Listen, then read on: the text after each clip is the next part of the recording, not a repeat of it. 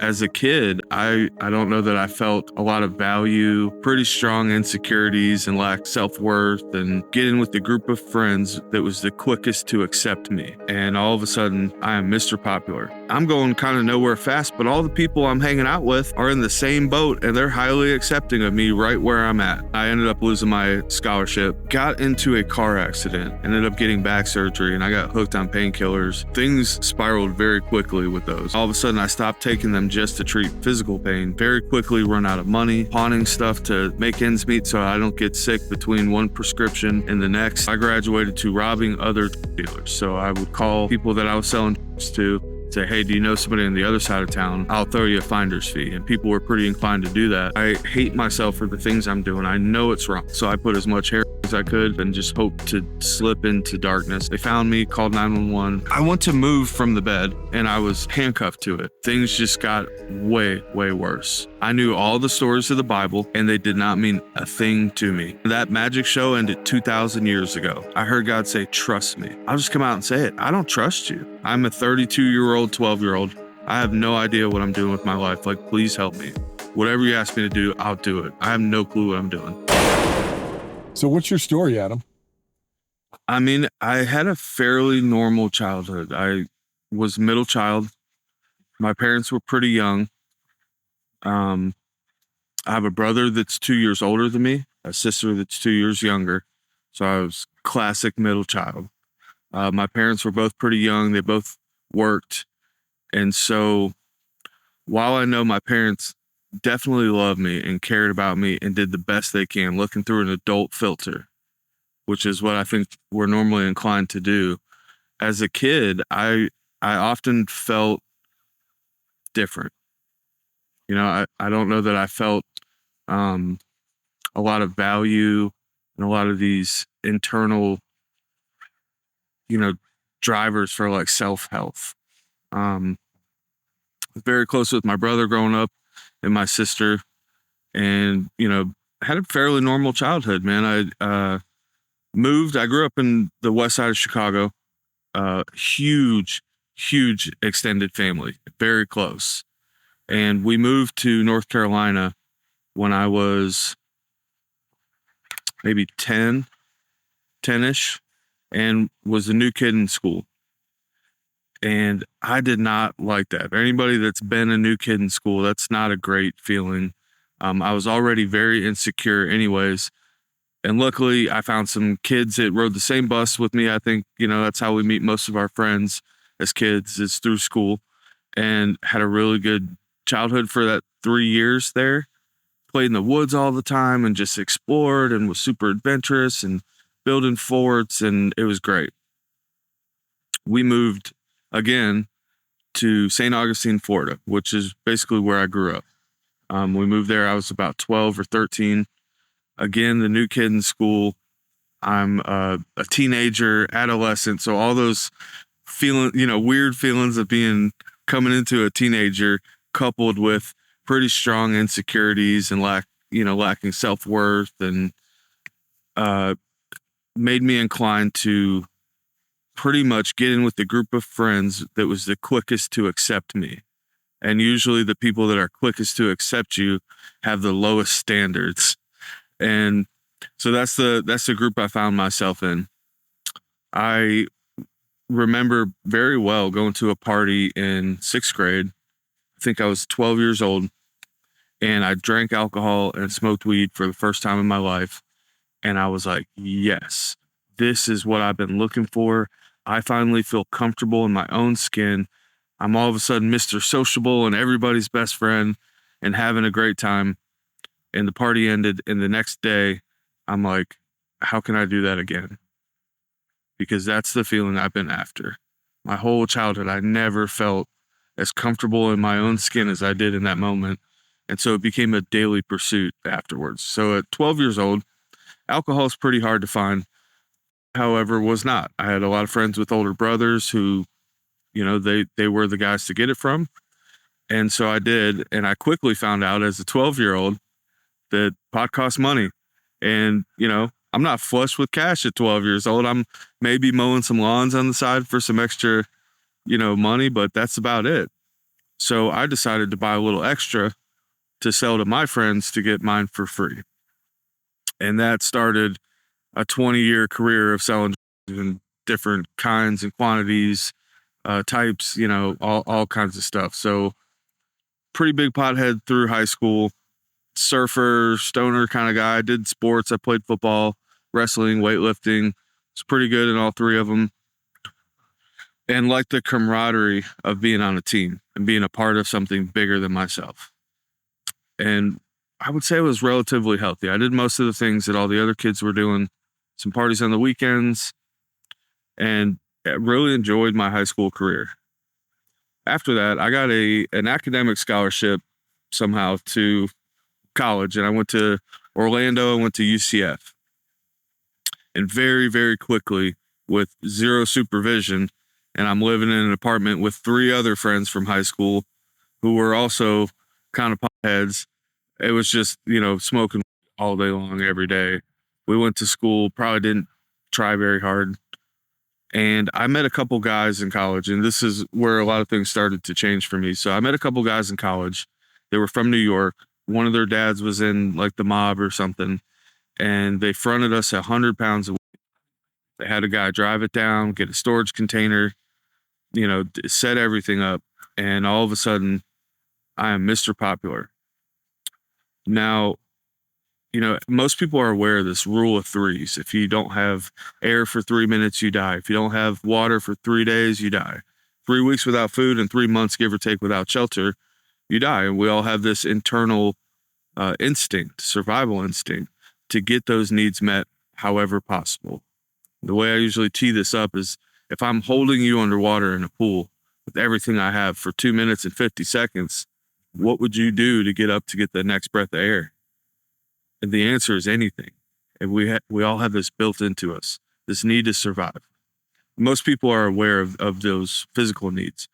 What people aren't aware of, and I certainly wasn't, was that we have emotional needs as well. And that's for love, acceptance, worth, and security. Or LAWS is a good acronym to remember them. And just like those physical needs, if they are not being met, we will do whatever it takes to get them met. Using drugs and alcohol is a really, what's the word for something that's fake? A counterfeit feeling of love. That's why people do it. People don't do drugs and alcohol because they suck. They're very enjoyable until they're not. But at first they are. And it simulates this feeling of love that we all have this need for. Not a want, but a need. Now, acceptance. I'm going kind of nowhere fast, but all the people I'm hanging out with are in the same boat, and they're highly accepting of me right where I'm at. And that's an important need that we all have, is to be accepted where we're at. And so that hits that need. Now, the worth. People are calling me all the time, around the clock, and it makes me feel important. And I know they don't care about me. They want what I have to offer them, but it was stroking this deficit that I had internally for this self-worth that I was lacking. And then security, you have to be pretty bad at selling drugs to not be making some money. And as an 18-year-old who's never really had any money, I felt pretty secure financially. And so this kind of lifestyle was hitting all of these needs that we have. Now, with this internal driver to get these needs met, we'll get them met whether it's healthy or not. And obviously those are unhealthy ways to get them met, but they were met nonetheless for that time. And we'll keep doing that until it doesn't work anymore. Just like a lot of things in life, we're very much path of least resistance. So I stopped going to school. I stopped going to classes altogether. And I ended up losing my scholarship. And I moved back home to St. Augustine, kind of tail between my legs. And, I get a job, and I met my ex-wife. And she had a 3 and a 5-year-old. I was 20 at the time. And, we fell in love pretty quickly, and I assimilated. I didn't know this at the time at 20, but when you live in a house with children, your schedule is going to revolve around those kids, or it's just pure chaos.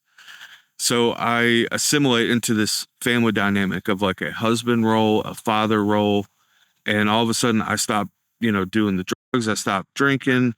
I was smoking weed pretty consistently still, but it was relatively benign at that time. It wasn't causing a lot of consequences. So I really was getting these needs met in a healthy way for the first time, of love, acceptance, worth, and security through a family in this dynamic. I got into a car accident. I was stopped at a red light. Somebody hit me texting and driving, and it messed my back up really bad. Ended up getting back surgery, and I got hooked on painkillers during this time. Things spiraled very quickly with those. I couldn't work. My ex-wife resented me for not being able to help financially. I resented her for resenting me for something that felt out of my control. And all of a sudden, I stopped taking them just to treat physical pain. I was also treating emotional pain. And whenever that switch happens for people, people spiral very quickly. And all these things that I said, oh, I'll never do that, like heroin, I find myself doing. And very quickly run out of money, and I'm pawning stuff to make ends meet so I don't get sick between one prescription and the next. You pretty quickly run out of stuff to pawn if you're in that kind of a space. And so I graduated to writing other dealers. So I would call people that I was selling to, say, hey, do you know somebody on the other side of town that's selling? If you give me their address, let me know when they're going to re-up and get their next shipment, I'll throw you a finder's fee. And people were pretty inclined to do that. So I started doing that for years. And the first time I did it, I was really scared.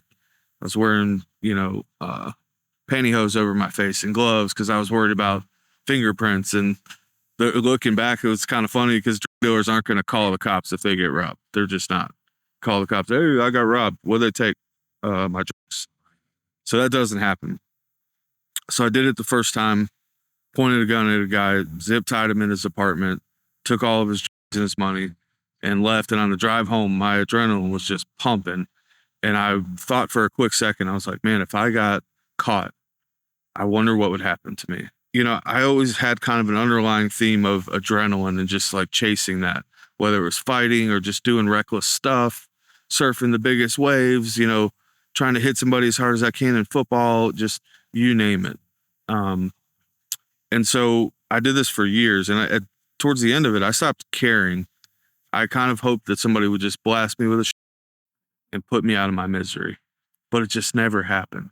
And so it just kept on. It was weird because I went to treatment a few different times. I would run out of money or didn't have somebody to rob, and I knew I was going to be sick, and I wasn't having fun anymore.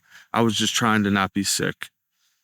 And so I would go to detox, and I would get into treatment, and I would think, man, if I could just stop doing these painkillers and I would be fine. And so I would leave this place and I would get sober and I would get back to my life, which I always wanted to just get out of here and get back to my life. And I would, and I'd be miserable. And I would stay sober 6 months, 8 months, a year. And I would almost throw my shoulder out of socket, patting myself on the back saying, man, my life sucks, but at least I'm sober. And then at a certain point, I would say like, man, what is the point of being sober if I'm going to be miserable? I might as well be getting high. And it does not take long for that thought to come in my mind before I'm getting high again. And I got in this cycle, and most people find themselves in this. They're miserable in sobriety, so they relapse. Things get very bad quickly again. Go back to detox. Get sober, get back to life. I'm miserable. I relapse. It gets bad. I go back to detox. And I was in the cycle for years. So the last time I wrote somebody was February 13th, 2017. This guy got high off of his stuff that night, and I misplaced everything I had stolen. I hid it from myself so I wouldn't keep doing it. And so the next day I wake up and I can't find any of it. And at this time, this is where things change. I hate myself for the things I'm doing. I know it's wrong. I am pushing away everyone that somehow, bless their heart, still cared about me. And I had been to treatment multiple times, and I just didn't think it was for me. And I couldn't even people right and do that right. And I just felt such a failure and didn't think things could change. So I put as much as I could in a needle of my own stuff I still had. and shot up and just hoped to slip into darkness and just die a painless death. And I did overdose in a nasty handicapped bathroom stall at a gas station. And they found me, called 911. They Narcaned me 3 times, and I woke up in a hospital bed. And I went to move from the bed, and I was handcuffed to it. And I had been an EMT, and I did clinicals in an ER. And so I knew what that meant. And I looked at the door, and there's an officer at the door, and I'm like, oh, when I leave here, I'm going to jail. And I have no clue what for. I look to my left, my mom is there, and she is reading my blood work. Now, people will protect whatever it is they value most. What I valued most was getting high that next time. And so what protection looked like, as far as my mom, was lying to her.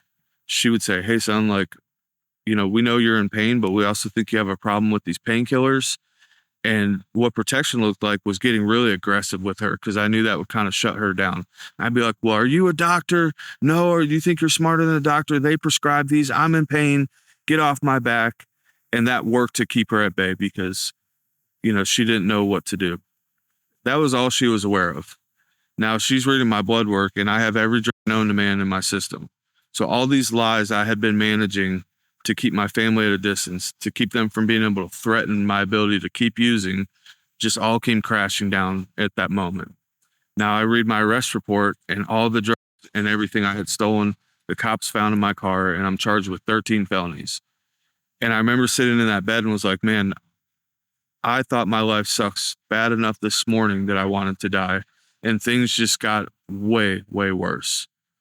So I detox in jail, and I go in front of a judge who I'd been in front of before. And he said, look, man, I can't keep seeing you in this courtroom. This is your first offense. And so here's the deal. You can either go to prison for 3 to 5 years for these felonies, or you can go to this treatment center in Atlanta that your attorney's suggesting. And so I picked treatment pretty quickly. Now on the way up there, it's a 7-hour drive, and I'm with my dad, and he is upset with me, to say the least, and it was deserved. I'm reading about this program, and it's a Christian program, and my stomach just kind of turned. So I grew up in Catholic school, and I wanted nothing to do with this Christian program. I knew all the stories of the Bible, and they did not mean a thing to me. Very much like Aesop's fables. I knew the stories, but man, that magic show ended 2,000 years ago. It is not relevant to me today. But if the alternative option is going to prison, I'll let these people beat me over the head with a Bible and shove Jesus down my throat, because I don't want to be in prison. Now, I get to this program, and the first question they asked me was not a clinical type question. Normally, when you get to treatment, they're going to ask you about your insurance. They're going to ask you if you have any food or drug allergies, those kinds of things. And this guy asked me, do you love your family? And I was surprised by that. And so I was like, what? And he's like, do you love your family? And I look at my dad, and our relationship was not good at that time.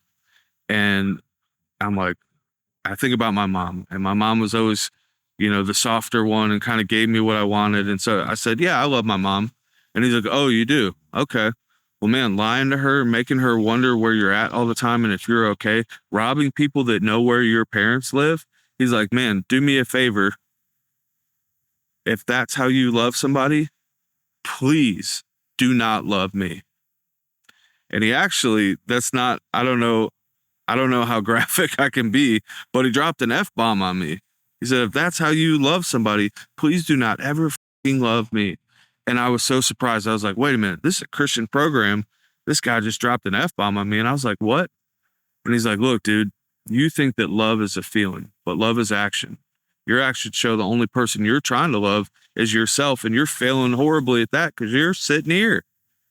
And I did not have a good response to that, because he hit the nail on the head, and I was not used to being addressed so directly, but he was right. And I knew it in that moment that he was right. This program was all designed at a personal relationship with God. And the way that they do that is through journaling. It's called two-way journaling. You journal. At the end of it, you ask God a question related to what you're stressed about or anxious about, nervous about, and you ask God a question. And then you sit quietly and listen for an answer. And through repetition, It's designed to teach you to discern the voice of God. And I thought that was so weird and like kind of hippie, and I was a big critic going into this, but I was very honest about that. And I told my counselor that, and he's like, look, dude, I get that. I thought the same thing because he went through the program too. And he's like, look, man, God's been speaking to you your whole life. You just didn't recognize his voice. And I'm like, well, that sounds good, but like, what does that mean?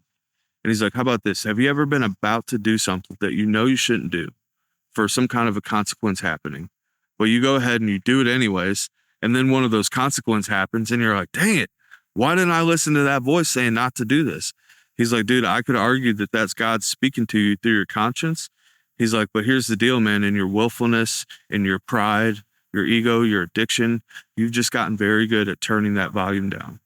And he's like, look, man, it's simple. It's not easy, but it's simple. All a spiritual walk is, all a walk of recovery is learning to turn that volume up. And then at a certain point, you're going to find yourself at a crossroads. God's going to tell you to go left. Everything in you is going to say to go right. And you're going to be faced with a decision. And that made sense to me. Highly critical of all this. That made sense to me. So a year and a half later, I find myself at this crossroads. It's time to leave this program. And like every other time in treatment, all I want to do is get back home and get back to my life. This life that sucks so bad, I'm constantly trying to escape it by getting high all day, every day. But I always wanted to get back to it. So it comes time to leave. And my counselor asked me, he's like, so what are you going to do? I'm like, I'm going to go back to St. Augustine, man. That's been my plan the whole time. And he asked me, he's like, have you asked God what he wants you to do? And I was annoyed because I hadn't, and he busted me. And he's like, dude, take your journal, go in my office, ask him what he wants you to do. So I asked him, I said, do you want me to go? And it was crickets. I heard nothing. It was just silence. And I'm like, what the heck, man? I talked to you every day for the last year and a half. I need some direction. And like, where are you? And I calmed down and I was like, you know what? Maybe I'm asking the wrong question. So I asked him, I said, do you want me to stay? And very quickly and clearly, I heard, grow where you're planted. And I proceed to tell God why he's wrong. I'm like, man, I got no money. My phone's in evidence in another state.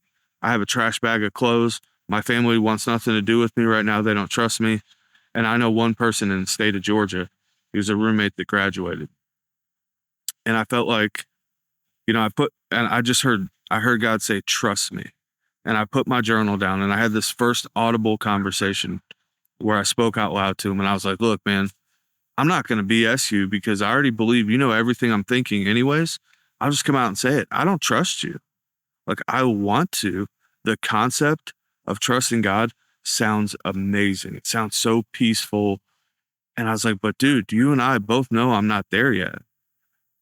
And I felt like I had this epiphany, almost like a cartoon, where God opened my head, crammed some wisdom in there, and then shut it back.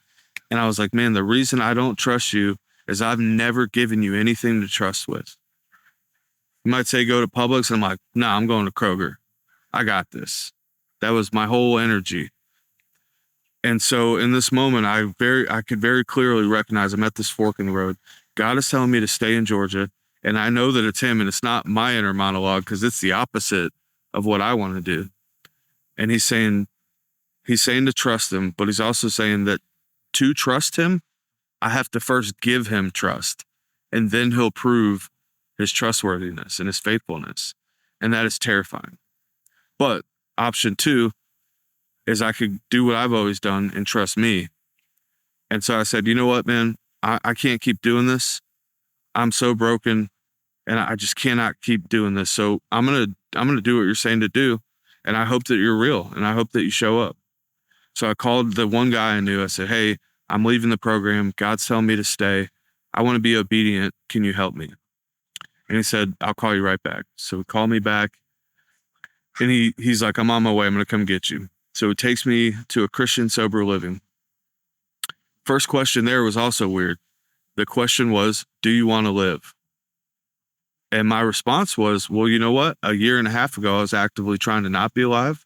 But today, man, I have the smallest sliver of hope that I can have a good life. And so today, yes, I want to live. And I said, great. What are you willing to do? And I said, man, anything. I I'm a 32-year-old, 12-year-old. I have no idea what I'm doing with my life. Like, please help me. Whatever you ask me to do, I'll do it. I have no clue what I'm doing. They said, great. And I'm like, great, what? And they're like, well, you can move in. I'm like, well, hold on. I'm supposed to pay you $900 right now. And I have a trash bag of clothes. And they said, well, you're going to pay us back, right? And I was like, yeah, but why the heck would you trust me? I wouldn't. On paper, I look terrible. I wouldn't let me in. And he's like, look, man, we don't care about what you did yesterday. We care about what you do today and what you do tomorrow. And right now you're trying to be obedient to God and doing something that's the opposite of what you want to do. They're like, we'll support that. And I'm like, really? And he's like, yeah. And so I laid in bed that night and I had this change of heart. You know, I had just touched on starting this relationship with God through communication, but it changed when I stepped out in action, in faith, and actually stepped out into the unknown and gave trust before I actually trusted God. So I was like, look, I need to get a job. I'm behind the ball, 900 hours already. So the next morning I started walking and found the first place down the road. It's like a mile down the road. Asked them if they're hiring. The lady's like, fill out an application, come meet with the owner at noon. And so I did. And I did not write sober living on the application. I wrote the physical street address. And he looked at it and he said, hey, that's that sober living over there, isn't it? And I was like, yes, sir. He's like, you mind telling me about that? And everything in me was like, lie, make it not sound bad. Tell this guy what he wants to hear. And I felt something in my spirit say, be honest. And I was like, oh, that's a terrible idea. I don't know where the next business is. I'm on foot. And I do now. There is not one. It's just miles of houses.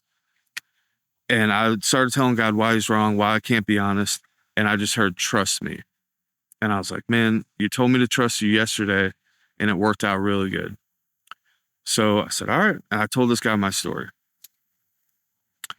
He, at the end of it just goes, dang, man. And I was like, yep, I'm not getting this job. And he's like, look, you applied for this labor position, but I'm also hiring for a manager and I need somebody I can trust. And he's like, dude, and he leaned in again. He's like, dude, I've never had anybody be that honest with me.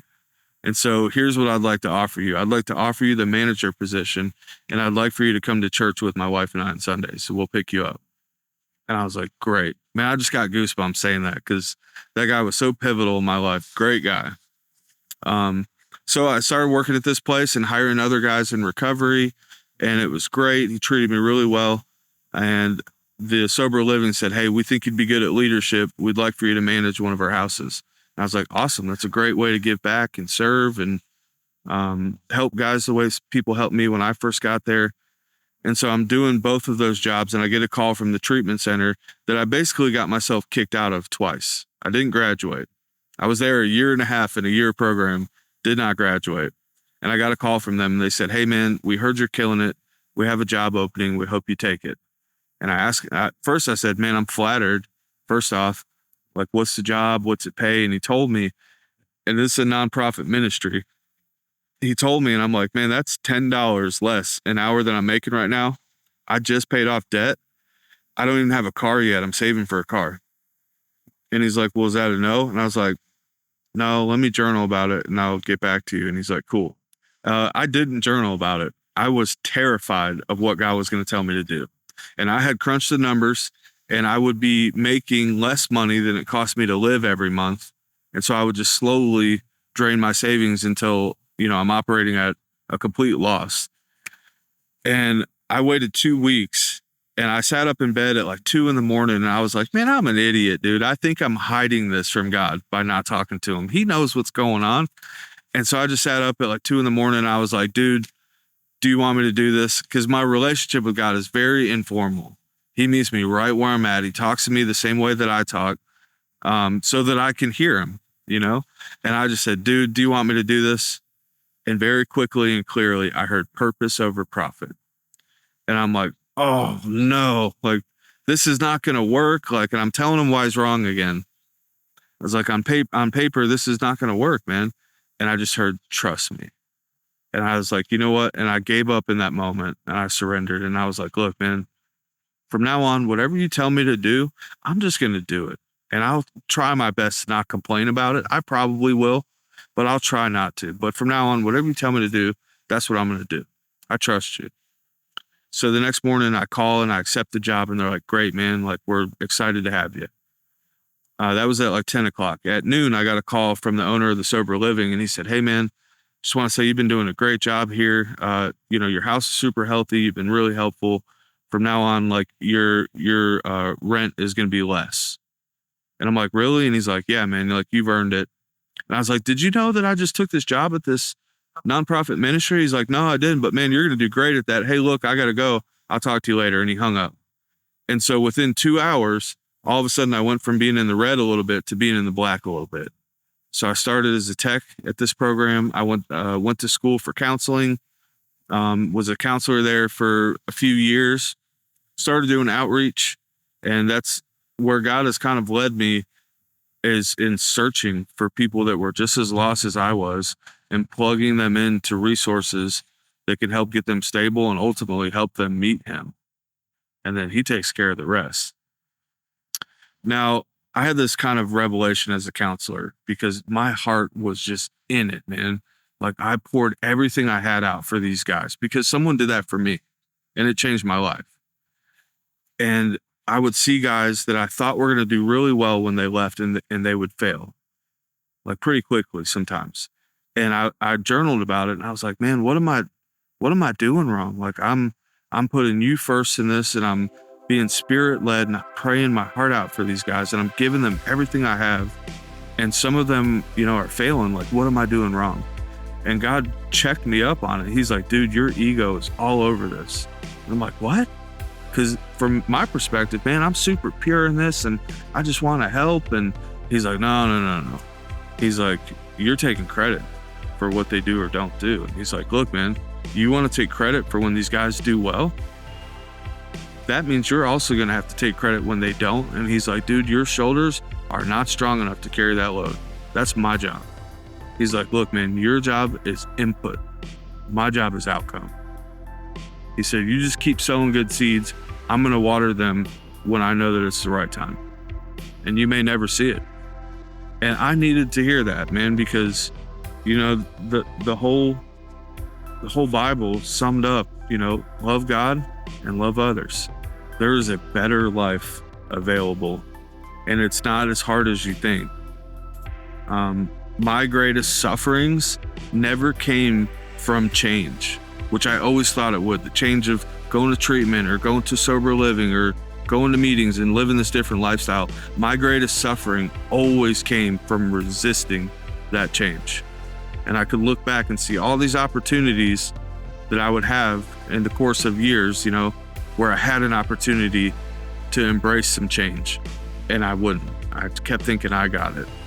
And an observation over the years, from leading men's groups, from being involved in 12 steps, from being in and working in treatment, the people that go there and don't get what they're there for, they treat it like an experience.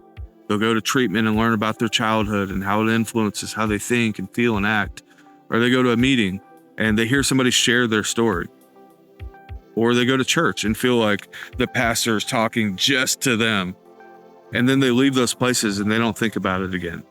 Now, the people that do get what they're there for in all three of those places, they learn how to embrace it as a lifestyle. So for the guy out there who's struggling, you don't have to do it alone, and you can't do it alone. Get with the people that are living the lifestyle and learn to do what they do.